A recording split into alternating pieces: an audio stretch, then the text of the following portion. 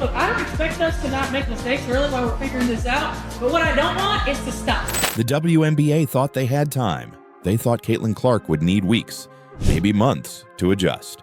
But on day one of training camp, everything changed. All right, y'all, day one. Y'all, we talked about it. Excited about the opportunities, right? Excited about the opportunity we have. Starts right now. The devil's in the details. Everything we do. Detail-oriented, purposeful, intentional, high level of communication. Okay, we're gonna make a lot of mistakes. That's to be expected. But if we over-communicate, we'll be able to work through it. So high level of communication. I'm excited, y'all. Veterans, rookies, coaches, even front offices, all caught off guard by what the Indiana Fever just unleashed. And it wasn't just Caitlin, it was all of them. A brand new core moving like they'd played together for years. Caitlin Clark ran the floor like a general. Aaliyah Boston was locked in on every possession. Kelsey Mitchell looked reborn. And the rookies, catching lobs, blocking all-stars, shocking everyone in the building. Meanwhile, the veterans, names like Brianna Turner and Natasha Howard, didn't flinch. They didn't babysit. They led. What happened at this practice wasn't just training. It was a message. And what came next, no one expected, because the Indiana Fever didn't come to play. They came to take over. Training camp usually starts slow. New teammates need time to click. Roles need to be defined. Coaches need to set the tone. But the Indiana Fever, they walked in like they had already been playing together for years. And right in the middle of it all, Caitlin Clark commanding the court like she's been a pro for a decade. Her passes weren't just clean, they were surgical. She wasn't just making reads, she was controlling the pace. And when the scrimmage hit crunch time, she launched a step-back three that hit nothing but net. That shot wasn't just a bucket, it was a warning. But what really shocked everyone wasn't just Clark, it was how fast the entire unit came together. Kelsey Mitchell, a scoring machine for years, looked free. With veterans like Brianna Turner and Natasha Howard now taking on leadership, Mitchell no longer had to carry the load, and it showed. She was smiling between plays, cutting harder, and attacking like a pure scorer again. That's the thing about structure. When the right leaders are in place, the game opens up. And that structure starts with Coach Stephanie White, who brought a message of accountability from day one. "We will make mistakes," she told the team, "but if we over-communicate, we'll survive it." High level of communication. Okay, we're gonna make a lot of mistakes. That's to be expected.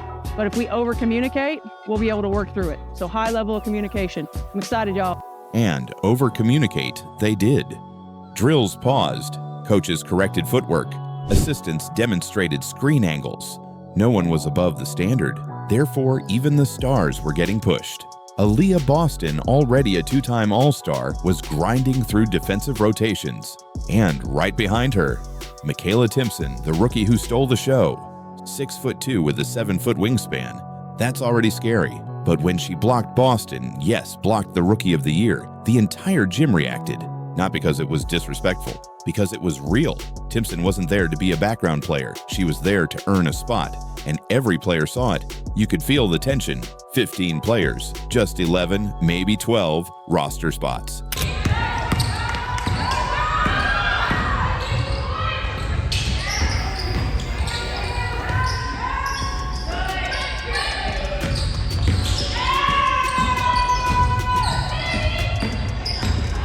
Every rep mattered, every missed rotation was a risk, and yet, it didn't feel like panic. It felt like purpose. And that's what separates this Fever team from last year. This isn't just a rebuild, it's a revival. But here's the twist. All eyes were on Caitlin Clark, expecting her to dominate the ball like she did at Iowa. Instead, she did the opposite. She set off ball screens. She moved without the ball. She made quick reads and passed up good shots for better ones. That level of unselfishness, that's rare from a rookie, and it sent a clear message. She's not just here to score, she's here to win. Therefore, when the Fever's projected starters hit the floor, Clark, Boston, Mitchell, Bonner, and Howard, something clicked. Spacing opened up, rotations tightened, plays flowed, and the rest of the WNBA, they started to worry. What happened on day one wasn't supposed to happen this fast. Chemistry, that takes time. Systems, they need months to settle in. Rookies, usually overwhelmed, but not this team, not Caitlin Clark, not the Fever. While other franchises are still juggling rotations and adjusting to off-season trades, Indiana is already playing with mid-season sharpness. Body to move quickly and our minds to slow down. Okay, that's part of putting us in situations where it's not going to be a structure, where there's going to be some chaos. It's up to you to start to find the calm in the chaos. We got to learn to find space in chaos so that we can put people in positions to be successful. The biggest reason, buy-in. Caitlin Clark could have walked into training camp acting like the savior. She didn't. She became a sponge. She listened to veterans. She made extra passes. She got in the gym early and stayed late. And that culture of humility spread. Brianna Turner, once labeled a risky addition due to a resurfaced tweet, has done the exact opposite of what critics expected. On the first day, she and Caitlin executed a flawless pick and roll that ended in an easy finish. No tension, no ego, just clean basketball. Turner even said it herself. Caitlin hasn't even hit her ceiling yet. I'm excited to watch her grow. And of course you have Caitlin, she had such a phenomenal rookie season, so many great accolades. And I think the jumping from season 1 to season 2, players can also make a really big jump. So I'm excited to see her growth from year 1 and year 2. And she hasn't reached her ceiling yet either, so I'm really excited to watch her growth as well. But that wasn't the biggest surprise. Sydney Colson, a back-to-back WNBA champion, signed a 1-year deal to mentor this squad. And her partnership with Clark, it's becoming the secret weapon. During drills, Colson can be seen coaching Caitlin through traps, fighting over screens, and reading defensive angles. That's championship DNA being handed down play by play. Therefore, what fans saw on day 1 wasn't just a practice. It was a glimpse into the future, and it's coming fast. Watch the returning core: Clark, Mitchell, Boston, Hull, Dantas. They're not just playing hard. They're translating plays, teaching terminology, guiding rookies. This team has leadership at every level. And when you combine that with Caitlin Clark's vision, Boston's dominance, and veterans who want to win, you don't just get improvement, you get a contender. The final moment of camp said it all. Clock ticking down, ball in Clark's hands, Dana Bonner urging her to shoot. Caitlin steps back from deep and drills it. But it wasn't just the make, it was what happened after. She bangs her head against the padded wall in celebration. Goofy, lighthearted. And suddenly the whole team is laughing. That's culture. That's connection. It's rare to see a team this unified on day 1, but that's what makes this dangerous, because the Fever aren't just getting along, they're buying in. And now, the rest of the league has to deal with that. So the next time you hear someone ask if Caitlin Clark is ready for the WNBA, just show them the tape, because if this is what Indiana looks like on day 1, imagine what they'll become by playoff time. Sheryl Swoopes just cannot, she can't stop. She can't not try to light a fire involving Caitlin Clark. Caitlin Clark is under attack once again, but this time it's not just words. It's a full-scale campaign by Sheryl Swoopes herself. And the gloves are off. After getting fired from her WNBA commentary job for her repeated shots at Clark, Swoopes just escalated things in a way no one expected. Instead of offering an apology or moving on, she stormed onto Gilbert Arenas' podcast, proudly flashing a Paige Buecher's t-shirt, a move so petty, so calculated, it sent shockwaves across the basketball world. On the surface, it looked like support for another rising star. WNBA Hall of Famer Sheryl Swoopes is no stranger to speaking her mind, but her latest appearance on Gilbert Arenas' Gil's Arena show has stirred up another round of controversy, this time for not her words, but her wardrobe. But dig just a little deeper, and it becomes crystal clear. This was not about lifting Paige up, it was about tearing Caitlin down. The timing, the smirks, the history. It all points to one thing: jealousy disguised as mentorship. Sheryl Swoopes, this is kind of what you get for kind of not jumping on the tide, jumping on the rope, jumping on the boat.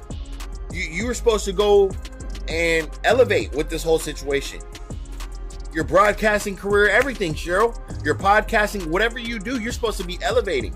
But instead, you decided to show hate, very clear hate towards Caitlin Clark. Therefore, today, we're pulling back the curtain on the real story behind Swoopes' ongoing obsession with Caitlin Clark. A story filled with bitterness, fear, and a desperate struggle to stay relevant in a league Caitlin is already reshaping forever. What you are about to see will change the way you view the WNBA's old guard forever. Hi, I'm Caitlin Clark, guard for the Indiana Fever. Gets bumped, will take, and hit from 3. At first glance, it might seem strange. Why would a legend like Sheryl Swoopes, a pioneer of women's basketball, be taking shots at Caitlin Clark, a player who has only just begun her WNBA journey? But when you look closer, the pattern is impossible to ignore. Swoopes' attacks on Clark didn't start after Clark's professional debut. They started long before that, back during Caitlin's record-breaking college career, when she was already smashing viewership records and packing arenas in ways the women's game had never seen before. Swoopes watched as Clark broke barriers she once dreamed of. She watched as Clark scored from the logo, shattered scoring records, and brought millions of new fans to the game. And instead of celebrating the sport's evolution, Swoopes saw her own legacy start to dim by comparison. Therefore, she made a choice. Instead of uplifting the next generation, she decided to challenge it. She threw subtle jabs, questioning Clark's toughness, her accolades, even her place in the history books. At one point, she even dismissed Caitlin's NCAA scoring records, arguing they weren't legitimate because they came in a different era. When everybody else, they're quick to throw stats, right? It's like, oh, well, this is what she did. Like somebody's like, oh, Sheryl Swoopes only scored 34 points in the WNBA. Caitlin scored 35. So you can't use stats when it benefits you. But it didn't stop there. When Clark entered the WNBA, the jealousy turned into open hostility. Swoopes criticized everything, from Caitlin's playing style to the attention she was receiving. The statement was, I don't think either of them are going to come into the league and dominate immediately, meaning what they did in college. Over all of the players in the W. And the reason why I said it is because you have a player like an Asia Wilson. When networks began pulling Swoopes off commentary duties because of her anti-Clark rants, it wasn't hard to see the writing on the wall. I won't be missing you broadcasting the games because when you broadcasted the games, it was so hard for you to mention Caitlin Clark. How are you up there talking about, you kept mentioning, oh, the Indiana Fever are doing this. Oh, Kelsey Mitchell and the Indiana Fever. Oh, Aaliyah Boston and Kelsey Mitchell and those girls are doing. Oh, you had such the hardest time mentioning Caitlin Clark's name. Why? I don't get it. I really don't know. Swoopes was no longer offering critical analysis. She can't not try to light a fire involving Caitlin Clark. She can't just be good. She made some comments, a month ago on video where she was clearly trying to kiss up to the Caitlin Clark situation. I think we're finding out why now, because we found out yesterday it looks like she's been removed from a podcast which had WNBA branding on it. We saw her get replaced during the Fever game for the Dallas Wings commentary team last year because of words and the hate she had towards Caitlin Clark. And it was just one thing after another. She was waging a personal campaign, a campaign built on fear that her time in the spotlight was being eclipsed. And here's the truth. Caitlin Clark never asked for any of this. She didn't go around demanding attention. She didn't trash talk the veterans who paved the way. She let her game do the talking, setting rookie records, filling arenas, and delivering historic performances night after night. Numbers don't lie. Men lie, women lie, numbers don't. And that's what that said. She's Neo, right? Like they were in the Matrix messing with the machines and stuff before he got there, but they needed the one. And the one showed up, and then it took it to a whole nother level. That's what she is. Yeah. They've been looking for her, and she could bend the spoon. She figured it out. You need a star to break through. Yeah. So I hear what he's saying because there is some hate. There is some, I don't want to call it jealousy because that's such an aggressive word, but there is some feeling of we were here, we were working on this, we've been grinding, we've been playing, we've been hooping, we've been putting out a great product we just weren't being paid attention to. But for players like Swoopes, that's exactly the problem. Clark is winning without playing by the old rules. She's succeeding without bowing to the legacy gatekeepers who expect deference first and greatness second. Therefore, every time Caitlin shines, it exposes an uncomfortable reality for players like Swoopes that true greatness doesn't need permission. It only needs opportunity. And that brings us to the moment that broke the internet. the Paige Buchers t-shirt. Swoops didn't say a word. She didn't need to. She let the shirt and all the history behind it speak volumes. Well, she's doing it again. She's trolling Caitlin Clark again, this time by celebrating the arrival of Paige Buchers. Now, I've got a theory. Oh, look at me. I'm not really racist because I'm wearing the white girl shirt. You see that? But what she didn't realize was that the fans were watching. And this time, they weren't buying the act. A recent episode of the show, Swoops, was seen sporting a Paige Buchers, the UConn star and #1 overall pick, t-shirt. While some might have viewed it as a show of support for one of the league's newest faces, Caitlin Clark fans were not buying it. Clark's devoted following, already sensitive to what they see as a pattern of dismissiveness from Swoops, it's straight up hateration. On the surface, Cheryl Swoops walking into a podcast wearing a Paige Buchers t-shirt could have seemed innocent, maybe even supportive. But for those paying attention, it was anything but innocent. It was a message loud and clear. I'll support the new face of basketball, as long as it's not Caitlin Clark. Interpreted the Buchers shirt as another dig at the Indiana Fever rookie, the backlash came quickly and loudly on social media, where fans didn't hold back, and they did not. The timing could not have been more obvious. Just days after more of Swoops' anti-Clark commentary had resurfaced, she needed to do damage control. But instead of offering an apology or even softening her tone, she chose a different strategy, weaponizing support for another rising star to continue her attack. Therefore, she used Paige Buchers, another phenomenal player, as a pawn in a much bigger game. And the truth is, Paige deserves better than that. Paige Buchers is a generational talent in her own right. She battled injuries, fought her way back to dominance, and captured the hearts of millions. She is not the anti-Caitlin. She is not a political symbol to be paraded around every time someone wants to take a swing at Clark without doing it directly. But Swoops didn't care about that. This wasn't about lifting Paige up. It was about taking Caitlin down without having to say her name. By wearing that shirt, Swoops tried to send a coded message to the old guard of the WNBA. See, I'm not against young stars. I am just against that young star. This is the epitome of trolls. She is now using Buchers to push a different narrative than what she did with Clark. A troll is gonna troll. It was subtle, it was calculated, and it was pathetic. Because fans are not stupid. They can spot fake support from a mile away. They can tell the difference between celebrating a player's achievements and using a player as a prop to continue a vendetta. But there's an even deeper layer to this. Swoops' move also highlighted the ongoing divide inside the WNBA, a divide between the traditionalists who want players to be loud, political, and activist-driven, and players like Caitlin Clark who just want to hoop. I think one of the main things in this whole thing is when you feel like you're not getting the respect. Yeah. And I think when you feel like you're not getting the respect, that's when you tend to say comments that come off as hate, right? And that's what a lot of these women are doing, is they feel like what we have done for this game, this young player has come into our game and she's getting way more respect and all that stuff than we are. As she should. The young girl is a baller. The young girl has people watching because of the way she can shoot this basketball like Steph Curry. Paige Buchers fits into the activist mold more comfortably. She speaks out on causes, embraces the narratives many WNBA insiders align with, and follows the playbook the league has come to expect. I never get why Buchers is accepted, but Cece was made out to be a racist. I just told you why. She's a member of that club, all right?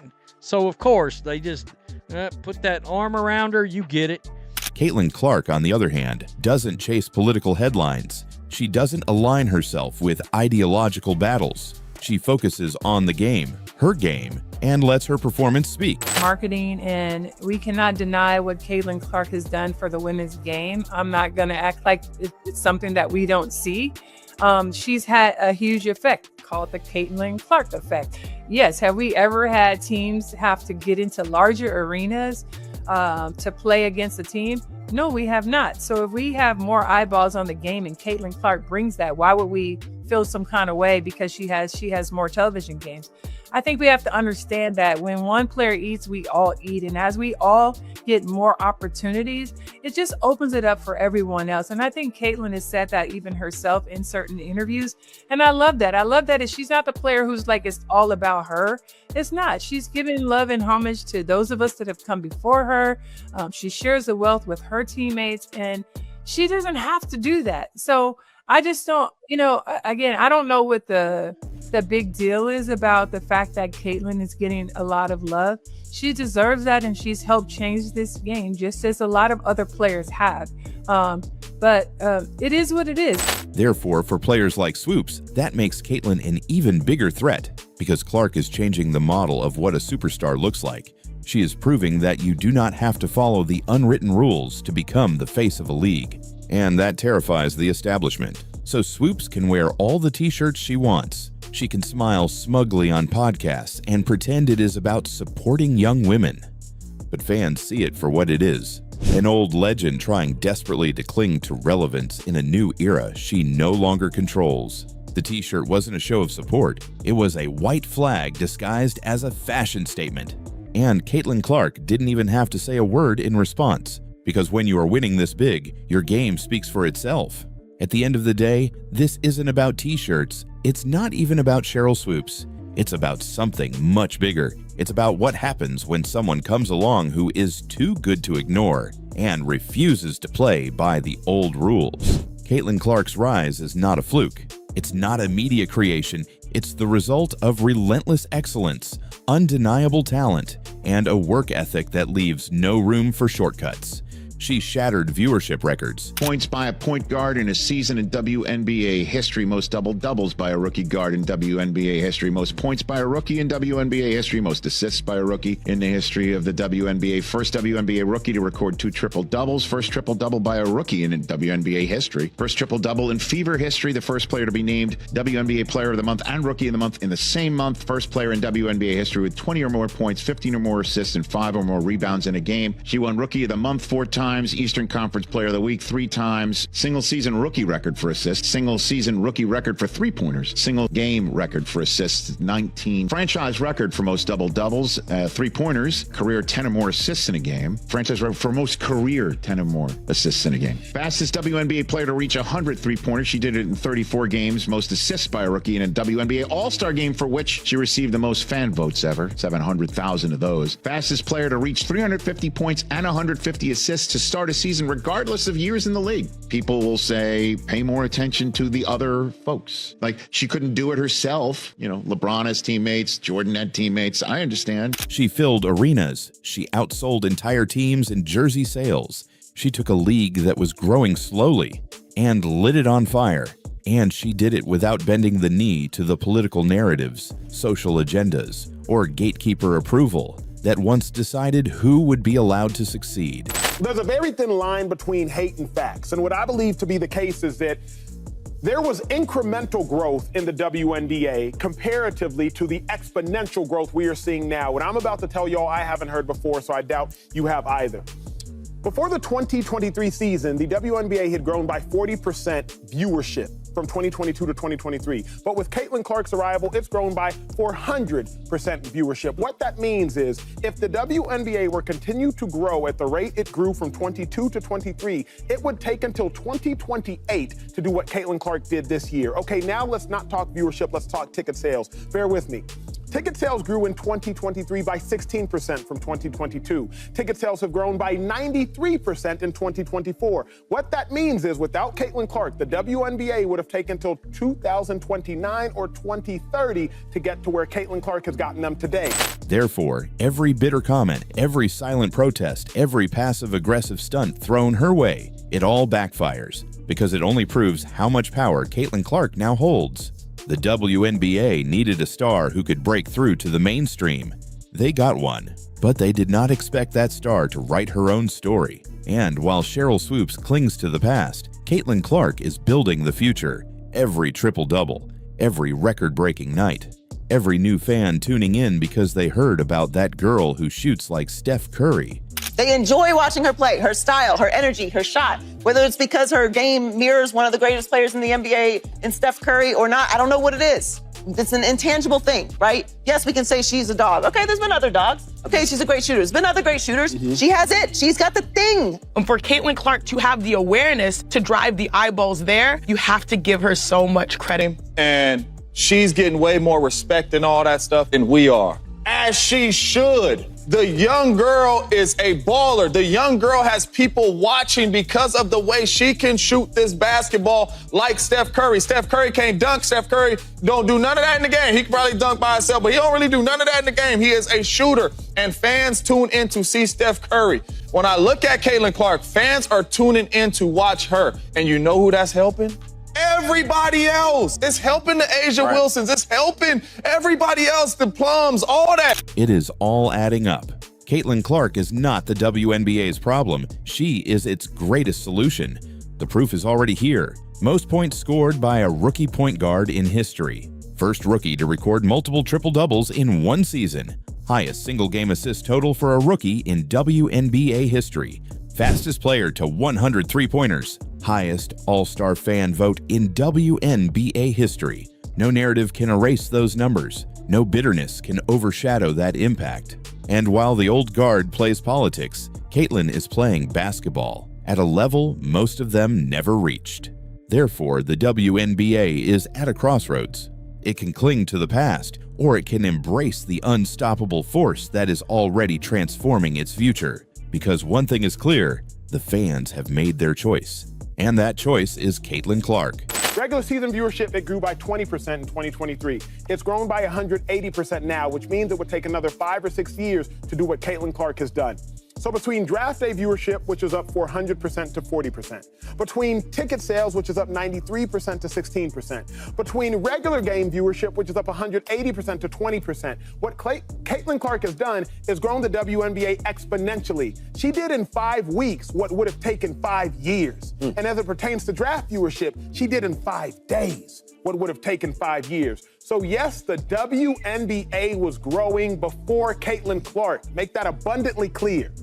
But it was growing incrementally compared to the exponential growth you're seeing now. The old playbook is dead. The new era has arrived. And no t-shirt, no backhanded comment, no desperate swipe can stop what is already in motion.